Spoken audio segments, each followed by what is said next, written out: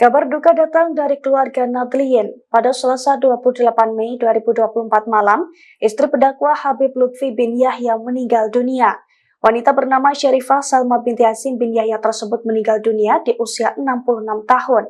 Tepatnya istri Habib Lutfi itu meninggal di Rumah Sakit Budi Rahayu Kota Pekalongan pada Selasa kemarin sekira pukul 21.55 waktu Indonesia Barat.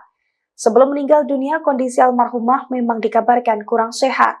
Dilansir dari Tribun Mataraman.com, informasi meninggalnya Syarifah Salma ini telah dikonfirmasi melalui akun X Pemuda Ansor @official_Ansor.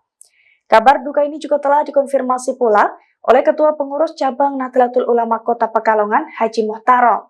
Menurutnya, Nahdlatul Ulama atau NU sangat kehilangan tokoh perempuan yang sangat dekat dengan masyarakat tanpa membedakan suku, ras maupun golongan. Diketahui pernikahan Habib Lutfi bin Yahya dengan Syarifah Salma dikaruniai 5 orang anak. Rencananya almarhumah akan dimakamkan di pemakaman keluarga di Kompleks Makbaroh Sapuro, Kota Pekalongan pada Rabu 29 Mei 2024 pukul 14 waktu Indonesia Barat. Download Tribun X sekarang, menghadirkan lokal menjadi Indonesia.